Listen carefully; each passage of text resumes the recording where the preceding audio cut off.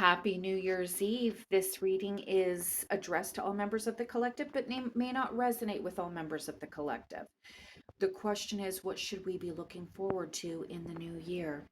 And at the beginning of our reading, we have the Viking rune Gar, and Gar is intended to replicate or be associated with Odin's spear Gungnir. And this is about hitting your mark, hitting your target, regardless of what obstacles are in the way. This spear harnesses the energy of all of the other runes.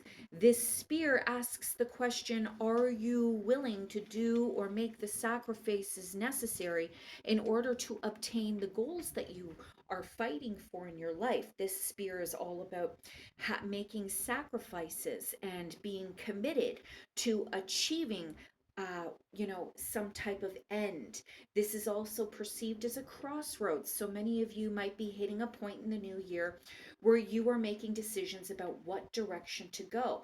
Either way, this is going to take a lot of commitment. This is a time of power, divine will, and facing challenges head on. In this reading today, the number one resonates strongly with our reading, and it's number one is associated with the sun and the sun's life-giving qualities.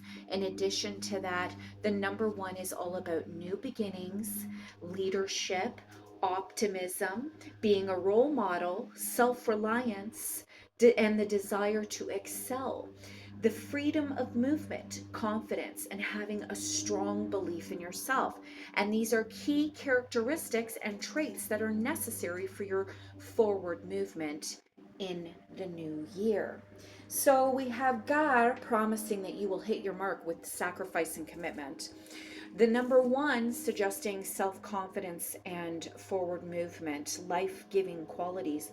And then we have the wheel of the year in an upright position, and you see that the ticker is pointed at Yule, which we have just passed through. And that means that we're moving from a period of darkness into light. So many of you must have been dealing with a lot of heavy issues in 2025, and now you're being told for up to the next 6 months your luck is going to take an upward swing. We have basil or basil at the bottom of this card, and we have a hawk here.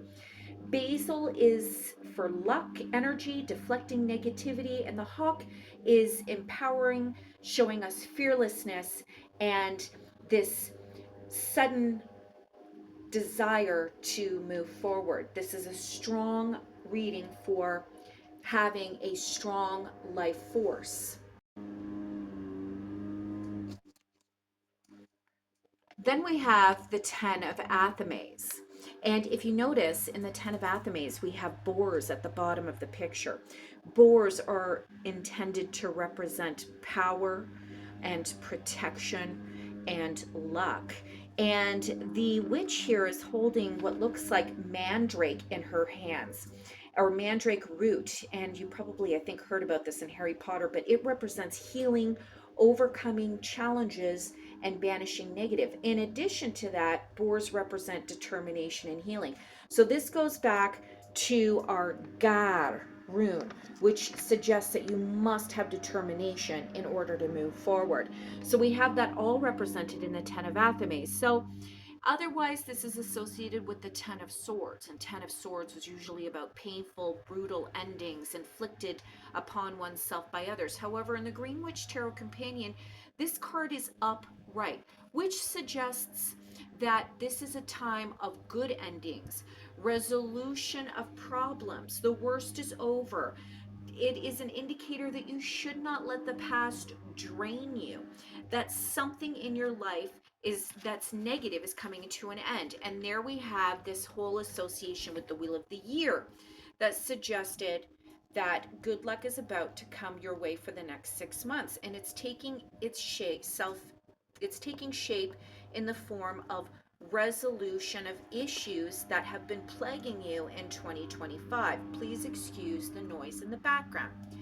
So now we have the 2 of Athames, and usually in the Rider-Waite system, this is system of cards, it's somewhat of a negative, the 2 of Swords, but yet there is always this underlining connotation of kind of weighing options, negotiating of some kind, figuring out what one wants to do, making difficult decisions, and avoiding things. Yet in the two of Athames in this deck, this is all about negotiation and compromise and uncomfortable truths. I had to pause my video. They're very loud outside. This also suggests communication and strength and diplomacy and striking peaceful negotiations and reconciliation. So, whomever you had issues with in 2025, you're going to come to the table and you're going to make things kind of easier for everyone involved to kind of deal with. The starling flying in the sky has to do with communication, strength, and peace. And the pennyroyal growing on the ground has to do with inner calm, peace, and healing.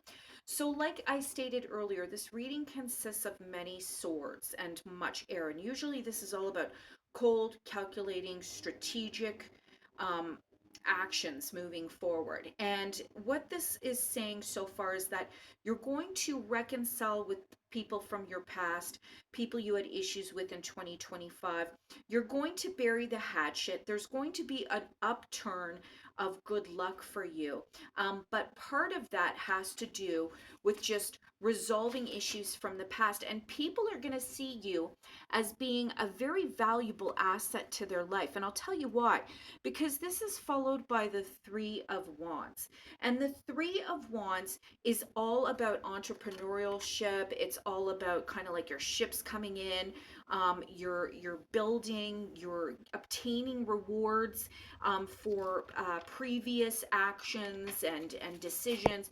And as a result of your leadership skills, which is interesting because the number one has to do with being a role model.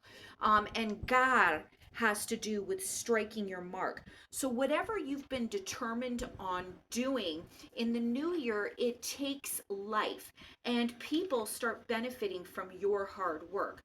This card is associated with Aries, and this is all about preparation, progress, having foresight, enterprise, expansion, probably some overseas opportunities. This is unexpected big returns, and people are doing well as a result of your instruction. The laurel tree beside this man, oh, sorry, has to do with fame, prosperity, success, and the rat has to do with determination, intelligence, and success. But in addition to that, rats have a lot to do with resourcefulness. And I know nobody likes rats, but the reality is that they're extremely smart and resourceful characters. So all of these skills are utilized by you in the collective in order to take a leadership role and a role model method of mannerisms in order to obtain success after resolving your issues with a lot of the people in your life. And it's almost like they give in around you because they realize that what you say actually means something. And then we have the Ace of Athames, otherwise associated with the Ace of Swords. And the ace itself really is all about mental clarity and breakthroughs and new ideas and success. This person that this reading applies to is has a very sharp mind. They're victorious. They have strength of purpose in any field that they put their mind to. This card usually represents the spring season in the Green Witch Tarot. You can take that for whatever it is because a lot of the times in tarot it's hard to determine time frames. People argue about it all the time. But the dandelion root is all about skill, authority, keen intellect, and the field mouse is all about skills, success, and focus. So this could also represent having a very aggressive, quick mind. And again, there's a lot of swords here. So whatever path you've chosen to be very clear about it and non-emotional. And the Four of Athames is about sitting back and relaxing, taking some time out. You might be a little bit cautious about trusting the people in your life, but you don't have to be paranoid. There's a lot of happiness and rest here in this card. The Loon's about serenity and peace, and this is about taking a break in your life at this time.